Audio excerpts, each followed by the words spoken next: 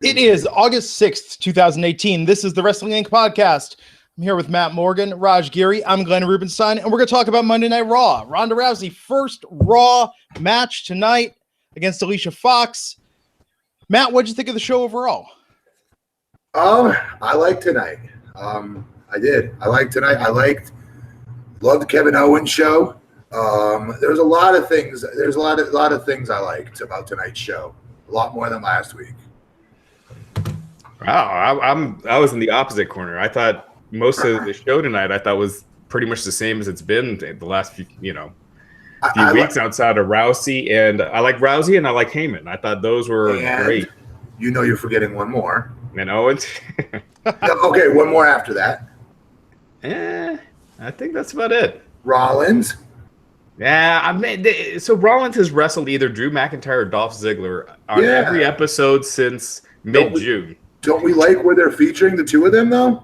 They're just doing the same thing. It just feels like they're running in place at this point. And like Rollins was white hot a couple of months ago, and I feel like he has just come down so much because of this feud. And he's getting beat all the time. I think McIntyre, this is like the third or fourth times he's pinned Rollins in the last couple months. So I'm all for it for now. Yeah. Gotta make Drew. Drew's a future champ. I agree. I just think that it's hurt Rollins overall. I just feel like he's not as hot as he was. I mean, the matches are good, but it's been every week. Do you think he suffers the fate that of what's his name? Fergal. Finn Balor? Finn Balor. Absolutely. I think there's people at the top that just don't see him for whatever reason as a main event guy. And so they're bringing him down because a couple months ago was really the time to strike. He was getting the loudest ovations on the show. He's still over, of course, but right. I mean, when timing is everything, it felt like they've kind of missed the peak opportunity. They're just so dialed in, you guys, on their formula. They just are. It doesn't even matter anymore who gets white hot and when to strike. Right. You know what I mean? They're like, nope, he's an Intercontinental slot right now. Oh, it's getting over. Well, that's great for the Intercontinental level wrestlers. You know what I mean? Because they don't act on it. Yep. So exactly. If I was in that company now, I'd have such a problem with that and going, hold up. So I'm doing everything you're asking of me. And on top of it, I'm going against the grain because you guys are burying me and I'm still getting over. And if this was Stone Cold Steve Austin back in that era or The Rock, you'd be, you know what I mean? And I caught fire, you'd be using me at the top. Yep. It's like scoring 40 points in a basketball game and then your coach benches you the next week. It's like, what? Right. Yeah, exactly. So we see that over and over. And yeah, I mean, so that too, Roman and Corbin, it wasn't bad, but it went on forever when you know the result. That felt retreaded. Like that felt, I didn't need to see that. Yeah. All right. Yeah, so tonight, Kurt Angle, Baron Corbin out there addressing the Brock Lesnar situation. Roman Reigns comes out and sets up a match between Roman Reigns and Constable Corbin. Roman, main character, right? Going into SummerSlam tonight, we got this in the opening segment. We got his interview about Brock Lesnar. He was supposed to be in the tag match, but that did not work, given that the man is keeping him down. But Roman versus Corbin, it's interesting. They're making this like a little mini boss fight that Roman has to get through as a standing because Brock isn't showing up each week, right? Yeah, and in their heads, they think this is doing wonders for what's his name, Corbin. Yeah, in a way, it's better than what they're doing with Lashley and Elias because at least the fans do not like Corbin; they like Elias, right? And so it's hurting Lashley.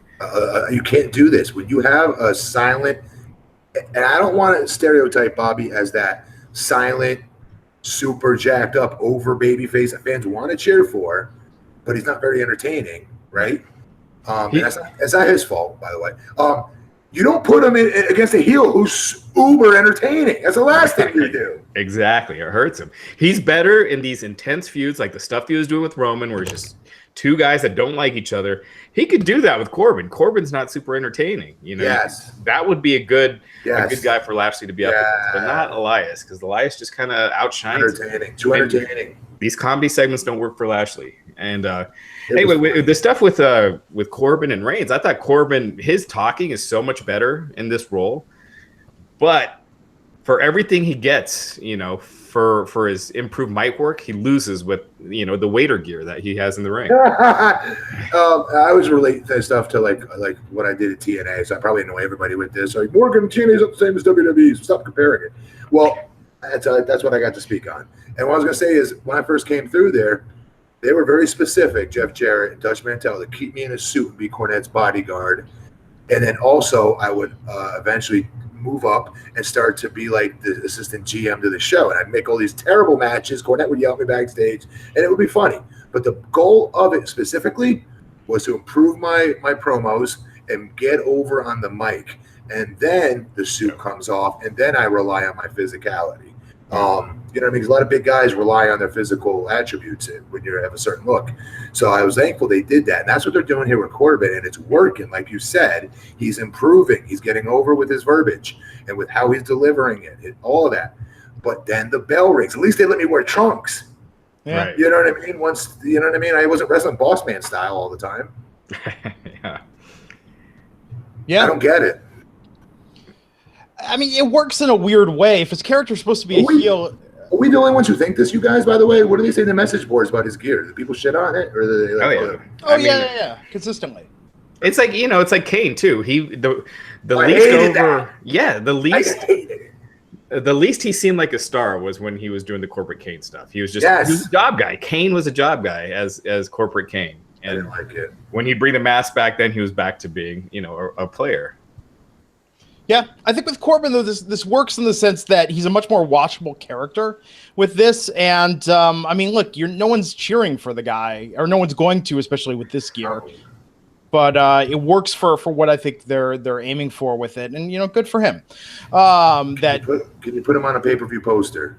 Right, exactly. Like, he's not a top-of-the-card guy with that gear. And that's the main thing. If you had that poster in your room, you guys, and your friends came over for whatever reason, they're hanging out in your room, and they saw that poster, do you think they'd be like, oh, snap, that's The Rock. That guy must be like The Rock. Or would they be like, who's homeboy in the, waiter outfit? Why do you have a guy with a waiter outfit on your wall?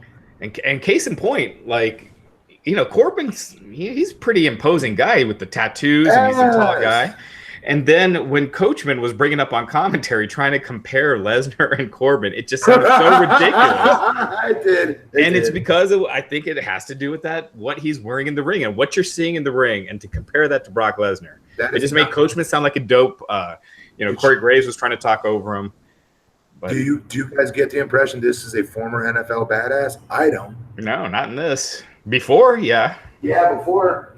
But then his promos were crap. So, maybe to your point, like maybe once his promos get better, then they drop the whole thing, and then they drop this, the waiter out. Dude needs to be on a motorcycle doing a lone wolf thing. I thought that was cool. I don't know. Yeah. Yeah. So that was like a half an hour. The first half an hour of the show was that promo, and then the match, distraction from Finn Balor coming in. Yep. Corbin was trying to run off to Finn Balor. Then Finn Balor's music hit when he was trying to go to the back, and so he went back to the ring, and Roman beat him. Yeah. I just think with how they open these shows, it's so important. You're strapping in for 3 hours, and to give the first half an hour to something, it better be really good. And I thought, as an opening segment goes, it was okay. The match was okay, but it wasn't like, oh my God, I'm so excited for Raw tonight. How have their ratings been doing, you guys, with their opening segments? They don't have I don't see the quarter hour segments anymore, but you'll see the hours, and it's been kind of fluctuating lately. Like Lesnar last week, because his segment was the last, it held up a lot better last week than it had been. So it just depends. Usually you see the first hour is in the summer, it's the second highest rated, then it goes up for the second, then big drop in the third. But yeah. Well, if that didn't do it for you, Bobby Roode versus Mojo Rawley. Ugh. Yeah. Oh, and of course, Reigns won on Corbin with the spear in that match. But Bobby versus Mojo. So here's what's weird about this. Mojo has been all over Twitter for the last couple weeks, smack talking Bobby Roode. Bobby Roode's tweeted like 3 times in the last month. Really? And nothing about the feud at all. Good in a way. I feel like when I see Roode, I don't see someone that should be on Twitter. Again, we go back to the robe and that character. He should be this better than everyone, has hot women all over him, coming in limos. That's what Roode should be, not tweeting insults with Mojo Rawley. No, making it rain wherever he goes. Yeah. But he's not even doing that. He's just backstage. Right. I mean, Yeah, I know. Chilling like fluffing up his robe. He's just smiling in the mirror with this big shit-eating grin. Yeah. I don't get it. He's too good for this. They have to know this, right? They have to know Bobby's this unbelievable heel, right? They have to know this. You would think Triple H would have cued him in by now. Right? Yeah. But Mojo on Twitter, the way what he's been doing, Mojo, and even with the Smack Talk in the ring tonight and everything, I feel like it's very weird to have Mojo bringing this and Bobby's just quiet out there putting on a serviceable match and he ends up winning. Bobby's a good worker, like company guy. Yeah. Really good. So I was just about to say something stupid, like maybe he's pouting, but that's not Bobby. No, I'm sure this is. It's just a, time filler, feud for them because they got nothing else for him. It sucks, with Roode. I'm like, get rid of the. No one cares about the Glorious theme anymore either. Isn't that crazy? I didn't think that was possible. Yeah, so get rid of that if that's what's holding you back from turning him heel. Drop the theme. He doesn't need it anymore. Do a remix like you did with Nakamura. Which is the coolest song ever, by the way. I love Nakamura's new version. That is cool. Yeah. I think Mojo, he just needs the right partner at this point, the right guy to get in a feud with. I feel like Mojo is so ready to break, but they just keep giving him nothing. It would be, because let me be very clear. Bobby and Dolph are the best all-around workers on that roster. I'm telling you guys, we don't see it because how Bobby's being booked at the moment. But I'm talking heel Bobby, Yeah. Bumping, one of the best bumping feeder heels we've seen. Yeah. I mean, you could do Finn next, but I just think, I don't know, Mojo, I just keep feeling like he's missing something. I feel like he's improved. He's improved. But he's not like, I'm not like, oh, he's a star or that he's, coming out. Or I didn't see his entrance. I missed the entrance. Did he run again? Did he do the stuff did he run through the ropes again? Run through the ring, go out to the other side? Yeah, he did it the other night, and I thought he stopped doing it. And I was like, oh, this is great. He's not doing the goofy crap anymore. Yeah. Yeah, it's definitely not as goofy as it used to be. Yeah. I don't know, Glenn, you remember? Tonight, I don't remember his entrance. He was talking through the whole thing. It was or was good. he already in the ring? No, he came in second. They came up from commercial, and Bobby was in the ring? Bobby came out first, then Mojo was out. But they were showing the locker room brawl while Mojo came out. Maybe that was it. Okay. 3-hour show. You don't remember everything. I look at what happened. I'm like, yes, I have some vague recollection of this. Yeah. I mean, Mojo's Smack Talk was good. I thought the match was fine, but Bobby ends up winning. So it's like, okay, here's Mojo gets in the situation where he's building it up and selling it on social media, and then he loses. Like, this did nothing for Mojo and didn't do anything for Bobby. I mean, it was absolute filler. Well, this is how WWE does their lower card feuds, right? So next week, I'm sure Mojo's going to beat Bobby. They're just going to trade wins and then have a match on the pre-show. Yeah. I'm guessing that. I mean, that's how they do it with everyone else. Yeah. Yeah. At this point, bring back Ryder. Have Ryder and Mojo do it. Originally, because I missed the entrances, I thought that was Ryder. I swear I did. No. at least there's a story there, though, and Zach is over with the fans still as a babyface. I mean, I don't know, just something, I mean, and this is nothing against Ryder. It's just how they booked Ryder. They've made him look so terrible that he needs something new completely to go back to that when he's already been beaten nonstop by Mojo. I don't think does anyone any favors. But I think if you're gone for long enough, because he hasn't been on Raw in quite some time. Yeah, I think he did it. He did something on. Maybe we need a complete makeover. Yeah. Yeah. I feel like there's like a irrelevance ranking, of the guys that you don't see each week. There's a difference when you're gone, and when you're main event gone. When you're still working main event, It's true. Well, this is the most anyone is talking about this match tonight. Yes, go on. After that, Elias out there interrupted by Bobby Lashley. Elias talking about the special on the WWE Network. Did you guys watch the WWE Network Elias special or listen to the album yet? No. I did watch it. It was really funny. I good. enjoyed it. I thought it was really good. I've not watched it yet. Elias is great. I mean, that guy is just so damn entertaining that. I did not see this coming. Yeah, he was the breakout star of the the last call up. Really, I can't believe that. It's the truth, though. He's a star. He is a star in every sense of the word. Yeah. Yeah, I look forward to watching that special on the network, and I might even check out the album. I checked out the album too. It's on Spotify. Well, there you go. It's entertaining. It's funny. Okay. You know what's occurring to me? I see these damn Nationwide commercials every week with the song. Why isn't the WWE getting Elias to do one of those Nationwide is on your side songs for the commercial break? How big of a sponsor are they for WWE? It's every week, right? And they have that. They rotate. Like there's that country singer right now. Was the guy from Hamilton before? Good question. Good question. Yeah, it just seems like a natural. Maybe they don't want him. Yeah, maybe Nationwide's like, wait, we're sponsoring wrestling? Right. We'll package this crap in there. Yeah. Maybe. It just seems like a natural fit. So yeah, Elias and Lashley, they built the segment tonight. More with them. I mean, I don't know. We'll see. Is this feud? I mean, is this feud doing it for you guys? No. For who? Neither one. Yeah. No. Yeah. No. That's back to what I'm saying. When you're putting him in with these with Sammy or Elias, Gotta be careful. yeah, you're putting him in these comedy segments. He's just not good at that. He's better where like the stuff with Roman was great that he was doing. It felt like he was getting some momentum with that feud. Because they're so over the top with their characters, which we've begged for a while. Like we want deep characters that we know. Okay, this is his shtick. This is her shtick. This is his shtick. We know their characters, right? We know their personas. Okay, great. They've done that. Problem now is they have such an easy. They've gotten away from. Nobody's a legitimate athlete anymore, right? They don't use that angle or character, if you will. Bobby is the one. Just let him be super duper athlete, Bobby Lashley, and put him in situations in angles where it's conducted like an ESPN type thing. You know what I mean? Like it's a sporting event. He's in the gym pumping iron. He's sweating bullets. He's getting jacked. He's getting pumped for his match. I'll tune into that because he's a badass. And then I don't need to see him in these grab-ass promos, in these stupid little segments. Although Homeboy was entertaining as hell, Elias, when he attacked him, when he threw the music papers in the air. And then, because, well, we better get out of here. Bobby's in a bad mood. I swear to God, I rewound that 3 times. That was great. Again, I just thought when you're putting Bobby in with guys like Elias just completely outshined him. By the end, you're not wanting to boo Elias and cheer Lashley.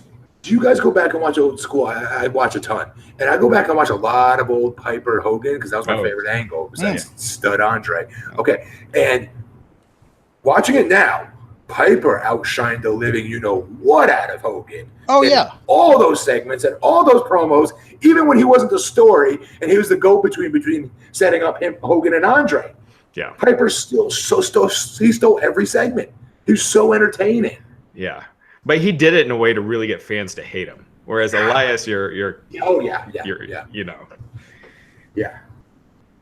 That's kind of the difference, though, isn't it? Kind of like as a kid, you think Superman is cool, and then as an adult, you're like, oh, Lex Luthor is badass. Oh, brother, I was heartbroken when I got signed by WWE. Tom Pritchard's like, hey, any of you newbies want to watch some tapes?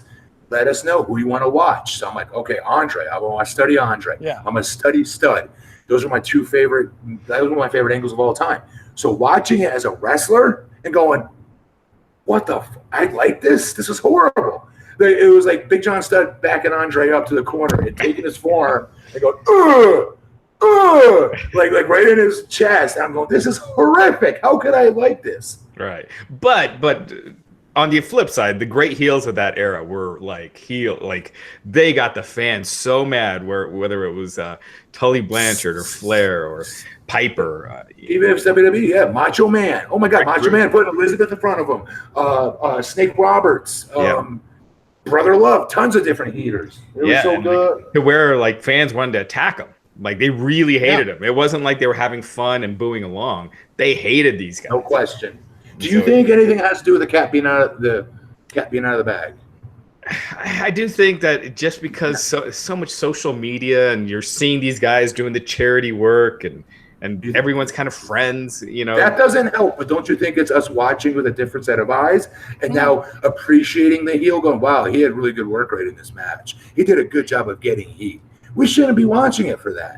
Yeah. Well, that's the internet, though, because we know more about it. The curtain is fully peeled back. I mean, remember 20 years ago, or a little over 20 years ago, the Pillman Stone Cold thing with the gun? People thought that was real. I do. You know? I was listening to Eric Bischoff's podcast, and he was talking about that episode of Nitro where Kevin Nash threw Rey Mysterio into the trailer. And there was that big there was that brawl backstage, and they had the ambulance. All these people were calling the cops. And they legit came, Yeah. So... yeah, you don't see that anymore. Yeah, in interviews 20 years ago, I mean, remember, wrestling's biggest secrets revealed on Fox. Like, that was the closest thing we had to people really talking about. You didn't see these shoot interviews with guys talking about the behind the scenes. It's not just that, though, because you saw Lesnar last week, right? And that felt intense and organic. So if you let these guys be their real personalities and really bring out their own character. Better chance, you think? I think so, for sure. Suspending our disbelief and giving a heel legitimate eyeballs on him of going, F him, he's a dick. I hope he loses. Exactly. And that Lesnar segment, like, that thing got like 9 million views on YouTube already. Like, it was one of the most viewed videos of the year on their YouTube channel. So it shows, like, you get that character down, and these guys, instead of booking them all the same and giving them the same verbiage that every other guy gets, if you make them more different, like, that's why Elias stands out, because he's different. Yeah, it's true. You make these guys different, I think you'd have way more success. Well, I think we know a lot more behind the scenes. I mean, Raj, 20 years ago when you started Wrestling Inc. and you were interviewing guys, was anyone talking to you about the art of professional wrestling, the art of being a heel, the way you shape your character? I mean, these interviews now, I feel like we know so much more about the craft than we ever have before. I just think there was so much more individualism back then. Macho Man did not sound like, he would not say the stuff that Roddy Piper would say, or that or Goldberg or Flair. Even Goldberg was not a great promo, but he would not be saying words that were written for anyone else. Right. No, you're right on that. Yeah, so it's those individual characters, and it's the wrestler themselves that got to bring it out. And when you're scripting them, and you got someone else putting words into your mouth, there's only so far you can take it, unless. So you started in 98? 96 was the earliest form, but WrestlingInc.com, the domain, started in 97. So what was before Wrestling Inc.? It was a newsletter called the Wrestling Gazette. I send it out over email. It's a long time, Raj. Damn. I know. How are you still doing this and watching this every week, man? It's crazy. So after that, Razor versus Titus O'Neil. Dude, they look like some bats out of hell coming down the ramp, though. Those guys look imposing as hell. I'll say that much. Yeah, and then when you lose to Apollo Crews, you get in the ring and lose to Apollo Crews. I don't get it. They just have nothing for him. I mean, I'm sure next week. So who was it? So Akam. I thought they were going to reverse it. Remember, I predicted they'd reverse it. That this was going to be homeboy. What's his name? Titus. Yeah. So Razor beat Titus this week. Akam. Is it Akam or Akam? I don't know. I thought it was Akam. Akam lost to Apollo. So next week they'll probably do Akam or Apollo against Razor probably. They got to crisscross it one more time. Yeah. And here's the thing, Raj. I also pointed out, like, okay, say even if they did annihilate them in 2 seconds, which they should. Yeah. What's the best that's going to happen? They're a tag team in the world's crappiest tag division. Exactly. Yeah. There's nothing for them. There's nowhere for them to go right now. Shame. Drew and they're heels, and Drew and Dolph are heels. So you got no real top tag teams. And WWE figured out what they got with them, and they did do those two right. Thank God, because I was petrified. Yeah, that we were gonna have what you would call Hardy and what's his name, like Bray Wyatt, like another type of that going against these random tag team jobber acts that nobody cares about. Yeah. And then those two would suffer. But thank God they're doing it right. They're putting them in the main event, talking about Dolph and Dolph and Drew. Yeah. So at this point, it seems like we're getting really stuck in the muck and the mire of Monday Night Raw. But rest assured, folks, the show really picked up after this segment. But first, I want to take a minute and give some love to the sponsor of this episode, Mack Weldon. Mack Weldon is better than whatever you're wearing right now. Well, unless you're Mr. Raj Giri, who's sporting his Mack Weldon shirt there that he's got going on. Nice. I love it. Must be nice. Mack Weldon's mission is simple. They make sure all your basics and beyond are smartly designed, and shopping for them is easy and convenient. I'll tell you, they believe in smart design, premium fabrics, and simple shopping. I used their website. It was super easy to find stuff that fits, stuff that I was interested in. They have the most comfortable underwear, socks, shirts, underwear, hoodies, sweatpants, undershirts that you'll ever wear. And they have a line of silver underwear and shirts that are naturally antimicrobial, which means that they eliminate odor, and they want you to be comfortable. So if you don't like your first pair, you can keep it, and they'll still refund you, no questions asked. Not only are their underwear, socks, and shirts look good, but they perform good as well. And I'm telling you, the shopping experience, if you're like me as a guy, you hate shopping, you hate having to try stuff on. One thing that's fantastic about it is that you look at their site, whether you're looking at underwear, shirts, shorts, you can go through their sizing is all true to fit. It's easy to use their website. You could find stuff, check out the different colors. It's so well laid out, so basic. And I'm going to show this. I'm not going to show you all the size, but the fabrics here on the silver underwear here. Look at this. I mean, it looks like the kind of stuff like you wear this to protect getting bit by a shark. This is the most high-tech pair of underpants that I own. The antimicrobial is great. I mean, guys, you know what it's like at the end of the day. It could be kind of funky, especially in hot weather. Matt, you're in Florida. You don't want to go near Matt Morgan's underpants. No. Always roses. Always roses. Yeah, it's a hazmat zone. With antimicrobial, you don't have to worry about that. They're going to reduce your funk. And let me tell you, that is worth its weight in gold or silver in this case. We've got a special offer for our listeners. We've got a unique promo code. When you go to MackWeldon.com and you enter the promo code INC at checkout, you're going to save 20% off your first order. This is great. I'm telling you, go there, load up on stuff. I've got a pair of shorts that are fantastic. I've got the underwear. I've got the antimicrobial shirt. I love everything that I've gotten for them. You're going to love it too. And especially in this warm weather, God, it's August. It's just beginning. August, September, October, depending on where you are in the country, it's going to get really hot, and you're going to want stuff that breathes, stuff that eliminates odor, and most importantly, stuff that looks good while doing it. And that is Mack Weldon. MackWeldon.com, promo code INC, save 20%, and we thank them so much for sponsoring the Wrestling Inc. podcast. Real quick, let me jump in real quick. So I've been using Mack Weldon, ever since they first became a sponsor. I now have 4 shirts of theirs. Like, I got this, which I can wear when I go to the pub or when I go to a nicer lounge. I love it. It's comfortable. It looks good. And then I've got, like you did, the underwear, the socks, and everything I've gotten is awesome. So another thing I just got recently, they have this backpack laptop bag. And so it's a laptop bag that transforms to a backpack, and it looks sharp. It has a charger in there, a little battery charger, so you can charge your phone or anything. And it's just slick. I got rid of my old laptop bag, and this is all I use. And it's awesome. So definitely check it out. It's not just clothes now. They got other items. I'm going to go check that out. That's fantastic. Traveling, you need something like that. Yeah, man, I am all about that. MackWeldon.com, promo code INC, save 20% off your first order. And we thank them for sponsoring the Wrestling Inc. podcast. So the Kevin Owens show is back tonight, and we had guest Jinder Mahal out there with Sunil Singh.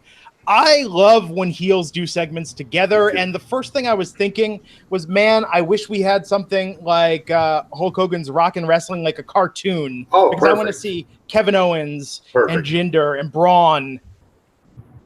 Because the villains are the ones that really shine in that situation. And tonight just reminded me of that. I thought it was so good, setting up the match with Braun Strowman and Jinder Mahal. Yeah.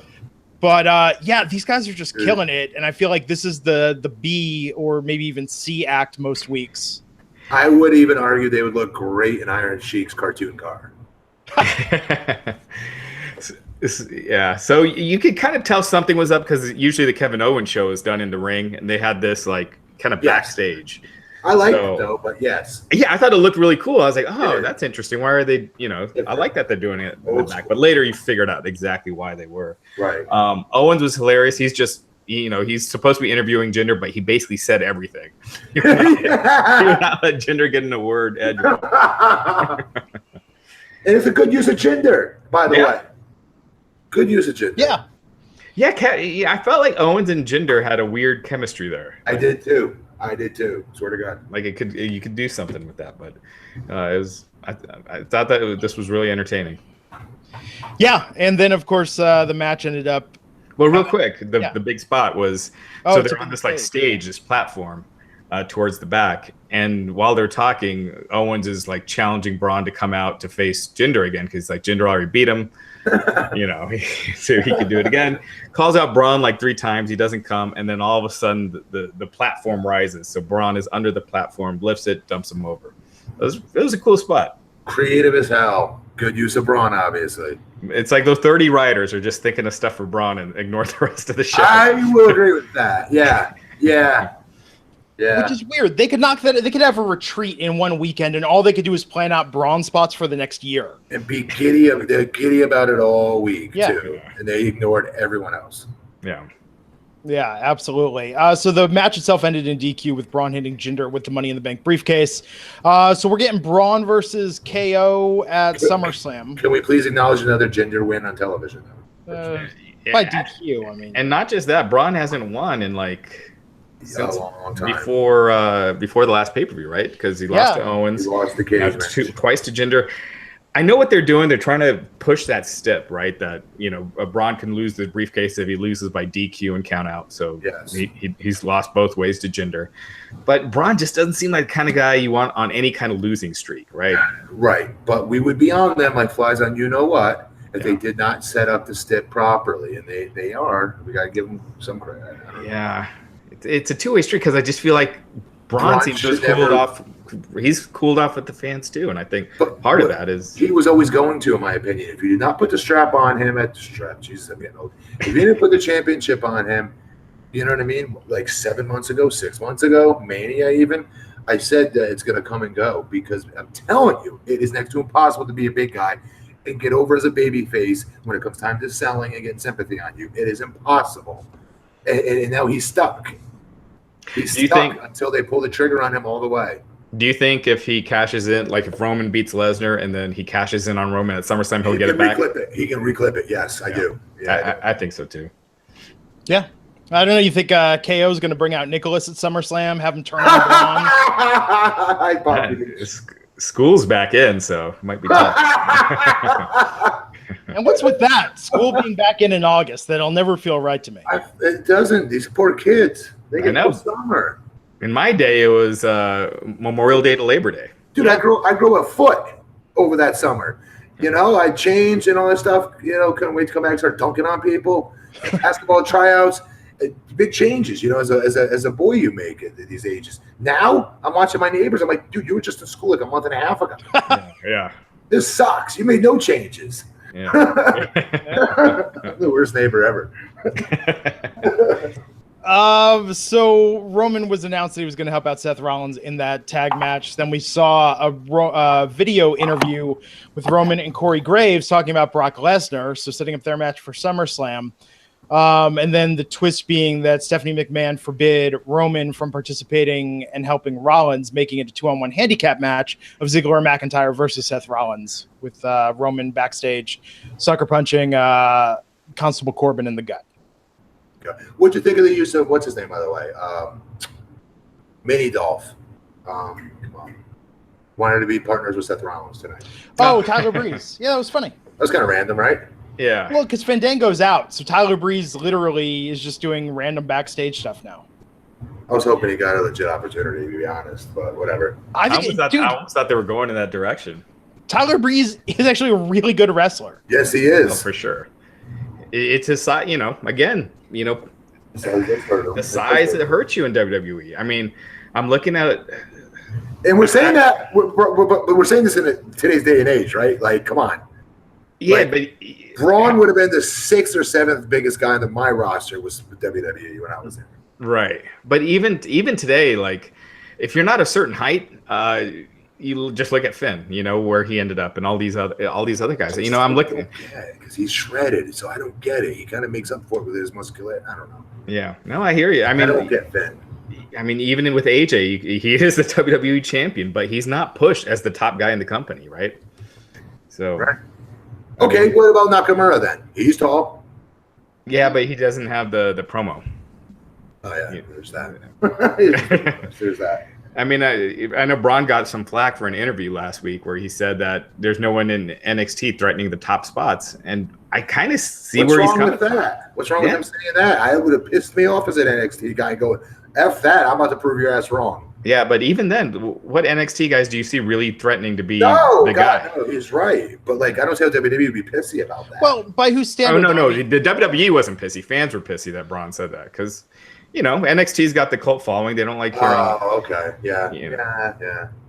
But, I don't know. I think Ricochet could be the biggest star in the company, but it won't pull the trigger on him. Okay. I don't see them booking him, you know, even That's with Braun or having him beat guys like Braun and Roman and Brock. Vince has, and I'm not saying I agree with you, Glenn. I think Ricochet is awesome as hell. I love watching. He looks like a movie star. Zoom in on his face. He looks like a movie star. He's got everything except the size, and we just have seen time and time again that top spot usually goes to a bigger guy. But okay, AJ, we just say he's not a top guy like the prototypical main eventer, but yeah, he's still the champion of SmackDown. He's the guy on their show, right? Right, but he never. Yeah, but SmackDown is clearly the B show. Homeboy can't do that. Well, he can. I can see him being I could see him being up there on SmackDown for sure.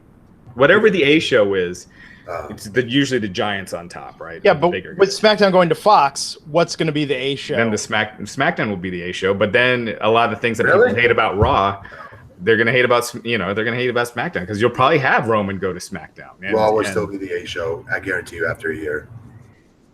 It always ends up that way. Yeah, but Fox, I mean, you're talking about. Yeah, it makes sense. Fox. And not just that. Now you have this advantage where right now your A show is 3 hours long and drags every week. Now your A show could be a 2-hour show on a network. You could get new fans in a lot easier for a 2-hour show than a 3-hour show. Okay, but isn't their biggest hard on the whole longest episodic television show in history? Yeah, so it has to be their flagship because of this. But they've never had a big network, being on the top 4. This is a whole new. Maybe I'm stupid. UPN wasn't. It wasn't top 4. No. Okay. Yeah. UPN was only on a couple nights a week when it started. When SmackDown debuted on there. And CW was the same way. What was it, WB back then? It was CW when SmackDown. Oh yeah. And then UPN and WB merged to form the CW. Right. And that's when they got rid of SmackDown. Yeah. Hashtag Glenn loves One Tree Lane. One Tree Hill. One Tree Hill. That up. Damn it. I have no clue what that show is about. I thought actually for many years that and Seventh Heaven were the same show. Pretty much, actually. Was not aware they were two different shows. Kind of like how I get Queen of the South and Queen Sugar confused right now. Great show, Queen of the South. Great show. It looks interesting. So speaking of which, though, okay, so we're talking about stars, though, when they go on Fox. Right. Roman Reigns, okay, I could kind of see Braun Strowman, definitely. But between Drew McIntyre... But here's my question, though, Matt. Between Drew McIntyre and Ricochet, who do you think is going to attract more of a new audience when they're on Fox? Drew, you think? I think Ricochet will get more new people watching the show. Because it's different. It's like you watch back in Nitro, right? Like in those days, so many people were tuning in because of Mysterio and stuff, but the stuff that they saw as the big deal was the NWO, right? Always. That was the stuff that really... That was their anchor, yes. Yeah, one is fun to watch. Another is sucks you in, like these are the stars, and they're about to, they're wrestling each other. So it's two different things, but I get your point, Glenn. Like someone sees Ricochet for the first time, they'd be like, whoa, what is this guy is doing stuff I've never seen before. He's a real life action hero. I mean, he's got this look a video about game him. Character. Like, they've got the new Magnum that's coming out. Like Ricochet could be cast as the new Magnum. He looks like he could star in a network TV show. He does. He's a good-looking kid, athletic as hell, and athletic is like undercutting him. By the way, like AJ is the one I've always been most impressed with, athletically speaking, in the ring, but not since Ricochet. Holy bleep! Yeah. Oh yeah, Ricochet is on another level. I've never seen anything like it. But I think what we've seen over history is, over time is people in any sport, they get drawn into the stars and people they see as superstars, whether it's UFC. Yeah. I mean, it's not Demetrius Johnson who's having, is the best fights and everything. 100%. It's Conor McGregor and the guys that they see as supersters. Yep. Well, guys we'll that can tell the fights. Yeah, we'll see. It'll be here before we know it. So this 2-on-1 match tonight. McIntyre and Ziggler won. I mean, so ultimately, does this end with Rollins beating Dolph at SummerSlam? Yeah, I don't know what to make of this, actually, you guys, because what does it do for him? Exactly. I feel like the Intercontinental title is a step back for He's past Seth. this, right? But then you don't want him losing again because that really hurts him. But then just all finally get hit, you know what I mean? Brought up to main event status again with a win. With Dolph? Yeah, I mean, but what's it going to be, Dolph versus Roman once Roman goes past Brock? We keep saying they need main event heels. That's true. I mean, what I would guess is that, I don't know, maybe they're double teaming Seth and Dean Ambrose comes back and you got this tag team feud. You know, that's where it's got to end. There I mean, you go. right? Yeah. Or someone's suggesting that Dean comes back to cost Seth. That'd be different. Yeah. Oh, snap. Dean could use a refresh, Brother, that could be it, actually. Yeah. Think about it. We're criticizing how they not recognize this guy being white hot. Maybe it's to get him here. Yeah. Because that can happen like that. If Dean cost Seth, that wouldn't hurt Seth that much, and then you got a hot feud. You do have a hot feud. Yep. So we had the B Team versus the Revival. Speaking of Ambrose, he has been working out at the Performance Center, and so it looks like he's coming back soon. So yeah, hence tonight, Cole being like, it's not Dean Ambrose tonight. He's not coming back to help out Seth. Well, I'm sure. Yeah, once they said mystery partner, I think everyone was thinking Ambrose. So, but yeah, within the next month he'll be back. Yeah, probably the Raw night after SummerSlam. SummerSlam or the night after. Yeah. Yeah. B Team versus the Revival. B Team's got some new music. Yeah. See, I shouldn't be laughing. But it's a comedic theme, right? It's not like a badass theme. It's of course. Yeah. Of course, it's not gonna be badass theme. Their champion reign has gone on much longer than I thought it would. Because they got nothing else. Yeah, you said it.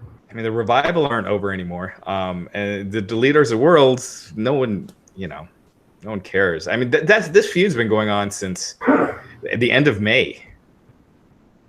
And no one, it's not like it's gotten better or there's been any twists and turns. Yeah. And this was interrupted by the Deleter of Worlds tonight.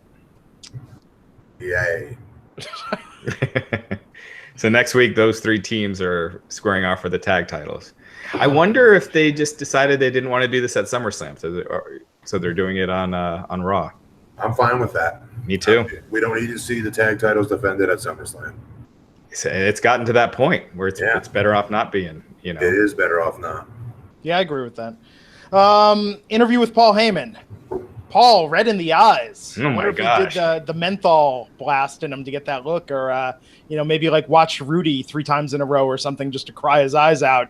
But he looked very sad. He had it looked like they put some makeup on his face to make it look like he had some bruising from when Lesnar grabbed his face.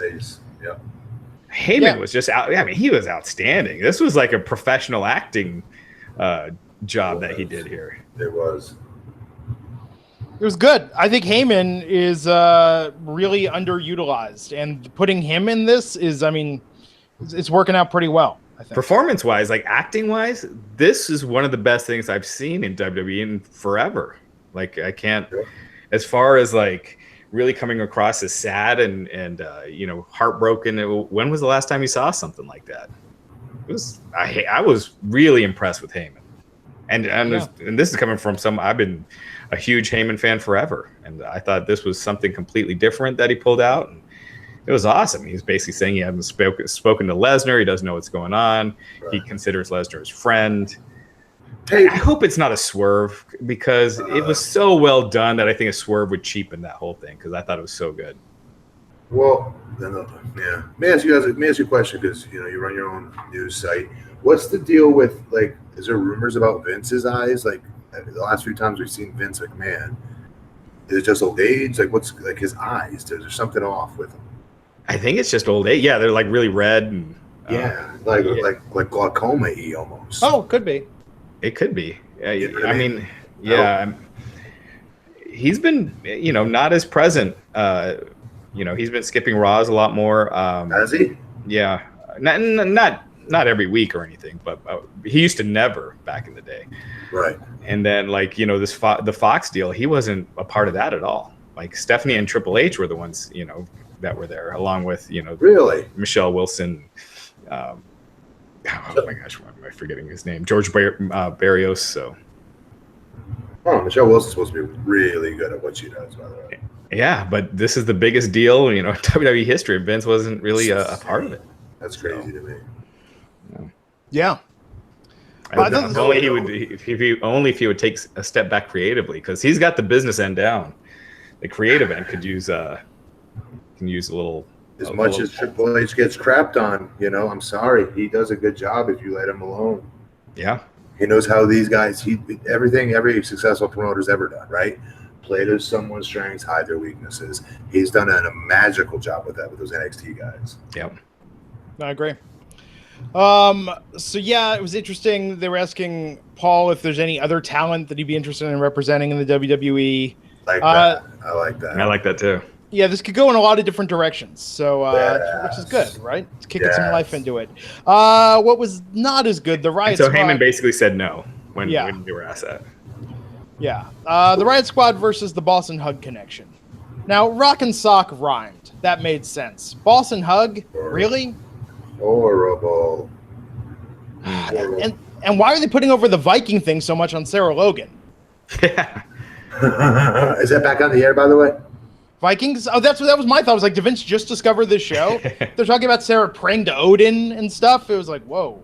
Yes. I mean, yes, that's very feasible, actually. If it's back on the air, Vince just got cued into it finally. Yeah. P.S. Vince, the main character, has been dead for the last season and a half if it's back on the air. 2 seasons. You know, it's probably weird. You could probably trace that back. Like when Bray Wyatt started doing his thing, was like Duck Dynasty on the air, like really hot at the time. You know, Vince is just flipping channels on his private plane, and he gets these epiphanies. Even that's dated. It was a Cape Fear knockoff for a little bit, right? Oh, absolutely. Actually, that's probably more likely. Vince was like, I was watching this new movie. Yes. Yeah. I just feel like, I mean, you know, this was Ruby Wright came back distracted. Sasha, so the Riot Squad got the win. I just feel like Sasha and Bayley, they felt like they're on a little bit of a roll with whatever they're doing, you know, as a team. They were. This just kind of puts a halt on it. They were. Whatever little bit of a, you know, momentum you can have with how badly they've been booked this year. Right. But, you know, they're back on the same page, they're winning, and then just to come back this soon and have them lose, just unless they're splitting them up, which it doesn't seem like it yet. They kind of have to, though. I don't know. Yeah. Unless they do go, there's now a lot of talk with the women's tag team title. So maybe if they decide to go in that direction, I don't know. I mean, that could be, I don't know. But if they do split, I don't see it happening until the Evolution pay-per-view or around there. So they have that match there, right? Oh, yeah. Yeah. It's possible. I mean, that would be a hell of a match to have. I mean, that's going to be match of the night. If they do it. Imagine if they had Steam on it. I mean, what else do you got? Yeah, you'll have a Rousey match, but what else do you got that really fans would care about? That's of the current stars. That's got a very bad storyline build, but the most time invested in it. Dude, I repeat myself ad nauseum every week about Bayley. They should have stayed out of her way, and I didn't want to waste any more breath on it. Like, she literally gave them a license to print money with their T-shirt sales. Just stay out of the way. Let her do her thing, you idiots. Copy what she did on NXT. It would have worked. Yeah. I agree. Main event tonight. Man, can't remember the last time they built up Alicia Fox this much. Yeah, I kept thinking the same thing, dude. Same thing I was thinking. Oh, man. But yet no mention of Melina versus Alicia Fox in all of her accolades. Some people's opinion, one of the greatest match I've ever seen. Oh, God. Why didn't they just show that clip? Like, of the talking heads, if you're putting together an Alicia Fox montage, like, just show that clip from Tough Enough. Oh, man. What's Cameron up to? She ever work any indie dates? Do anything? Man, she's got a couple small TV projects. Oh, that was her. That wasn't the Miss America girl? No, it's Cameron. That was her. Oh, okay. You're thinking of Rima Faki or something like that? Yeah, that's what I thought it was. Yeah. Okay. Yeah, Cameron was like the only one that got signed from that season that didn't win, wasn't she? That's crazy. She was the first eliminated. Anyhow, Alicia Fox getting mileage out of that captain's jacket from Survivor Series, but came out with Alexa Bliss's music, and then Alexa Bliss dominated the promo ahead of time. It was just like, oh man, you could really tell where this was going, you know? Yeah, I mean, they're trying to build a SummerSlam match, but yeah, just let Alicia Fox have her own entrance. Yes. I don't know. It just seemed kind of, I don't know. You're right. And she didn't even get to hit the Northern Lights suplex on Ronda. Why do you care? Because that's Alicia's. I mean, look, that's Alicia's signature move. It's her best move. She does it better than any other one. I thought the leg gimmick thing was. No, the back suplex, man. When Alicia does that, I mean, it's literally the thing that you look at her. If you're trying to build and make Alicia Fox look credible, at least let her hit her one spotlight. I mean, she was throwing in punches. It reminded me, it was like, oh, this is like the first Boston Punch Out. Like, this did not look. Once the match started, all credibility was out the window, and Ronda, just make quick work of her. And as she probably should. I mean, she is, she's facing someone who hasn't won a match on Raw in a year. And she's supposed to be the baddest woman on the planet. So they were trying to stall and kill so much time at the beginning that took me more out of this match, because by the time it started, I was like, oh, finally, you went way too long with Alexa's promo, and you just, with all the stuff at the beginning, it's just taking forever to get to it. But, I thought Ronda looked good. You did what you were supposed to, and I thought that was effective. Although Ronda looked very confident tonight, but the match she put on was nowhere near as good as her WrestleMania match. Like, I thought the offense she put in wasn't impressive at all. Well, the WrestleMania match also had Kurt Angle and Triple H involved, who are two of the greatest wrestlers of all time. And she was hot tagged into the match. Yeah. Yeah, it's very different with the singles match, and not to mention that she worked those matches out like move for move at the times, right? And like this, they were like rehearsing at the house shows over the weekend. Yeah, it was just punches though, and then I liked the armbar. I loved when she did the demonstration on the armbar to Alexa and was pointing it out and putting it in position. That was badass. Yeah, the way she was tossing around, I was a little worried that Alicia was going to get hurt a couple of times with how she was getting tossed around, but. I think look, Ronda just doesn't have enough time to become like really a really good worker on her own, where it's not rehearsed and planned out ahead of time. It's just not that much time. She just started, late last year when she first started going to the Performance Center. So she's already looking great, but you could play into that persona because she shouldn't be having really long matches or trying to have classics. Go to that mystique, that baddest woman on the planet. Short matches.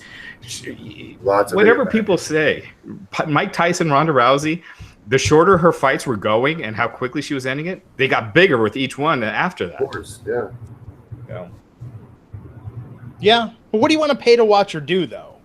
That 3 seconds of mayhem and badassery. Yeah, absolutely, yes. Listen to me, when I watch a UFC fight, and I'd see someone just eat someone alive like in 25 seconds, I never walk away going, oh, I didn't get my money's worth. I go, God dang, did you just see that? Yeah, and just as that character, you're like, oh, no one could beat her. Like, remember for a while, people were like, she could beat Floyd Mayweather. That's how crazy I was one of those marks yelling that. I thought she was Yeah, because it was so impressive that it just added to it. And she got my money every pay-per-view, bro, because of that mystique. Yeah. See, I like a story. And that's why I think Ronda's greatest match. Guess what? There's 2 hours and 50 minutes worth of stories for you. Okay? Her story, just like Bobby's story, should be straight up sports, top flight athlete. Hers is badassery. 3 minutes. Let's do it. And not just that, but when you finally have her beat, what a big deal that would be, right? It's like when Hulk Hogan finally lost. Because Hogan was unbeatable, and then when he finally lost, it was a huge deal, and it sets up a whole new thing of storylines. So they did. If you look back, though, they kind of did mess that up when you go back in time and think about it, because technically it was to Andre. Yeah, right. It was kind of half a loss, right, in a way. So we did see Hogan not win a match for the first time. We were all like, "Holy shit!" You know what I mean? Oh no, that's what I'm referring to is when he lost to Andre. If that didn't happen, can you imagine how much the impact really would have been when Goldberg beat him? Oh yeah, or Warrior. Oh, I'm sorry, Warrior. Yes, I take that back. Warrior. Yeah, sorry. Yeah. Oh God. Yeah. Yeah. But even so, the Warrior with Andre winning, it did set up Macho Man, and it set up that whole then the Macho Man Hogan feud. Sure. But anyway, more people were made. 4 guys. Yeah. Mm-hmm. It was a different Raw tonight, different rhythm with that main event. SummerSlam, we got what? One more Raw than SummerSlam? Yep, just next week. Brock Lesnar's supposed to be on. They didn't advertise him. Usually they do. So. For what? SummerSlam? No, next week's Raw before SummerSlam. Yeah, they usually. This feels like the least build to SummerSlam in recent years. I agree. Oh, yeah. Like to think like this is the episode before the go home and like nothing happened really. It was just kind of a lot of filler. What's the big match? Brock and Roman. Brock and this time Roman. it's personal.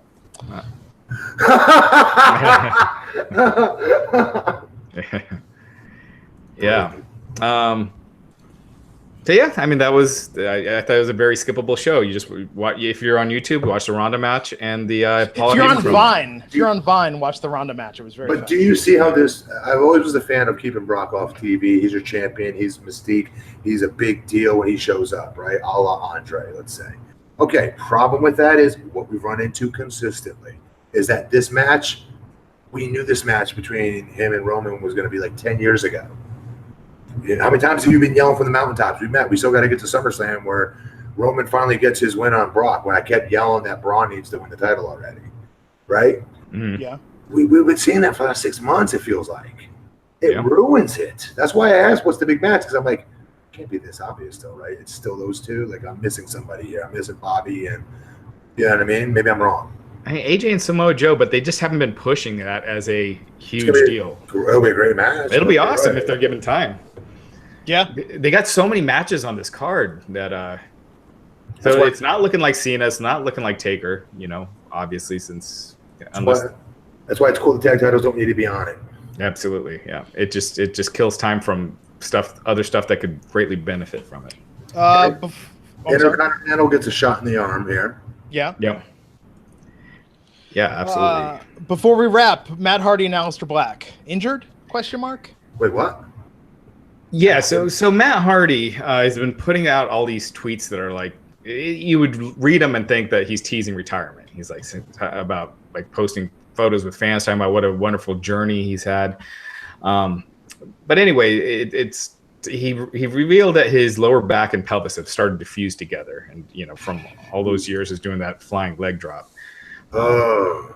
So he's hurting obviously. Apparently it's not bad enough that he's going to miss any time anytime soon. But and you look at Jeff Hardy, you could just look at him and you could tell he's hurting.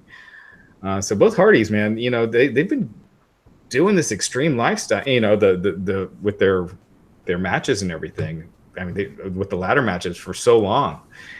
I would argue the leg drop is harder on the body than Swanton. I mean, just because you're constantly coming down right on your butt in a 90-degree position. That's how I blew my L5 out. I went through a table off the top rope. And a table breaks your fall, if anything. Yeah. And it's killed my back. And Matt did it every night. Yeah, I remember Hogan with just the leg drop. Just a leg drop. Yeah. That's what did his back in. He told me to stop doing it. I was doing it just as a false, like in the middle of the heat, I would do it, as a false, cheap false finish. And he's like, you're going to blow your back out. Don't even do it anymore. Yeah. I mean, and he was just doing it without going to the ropes. And Matt Hardy's doing that from the top rope.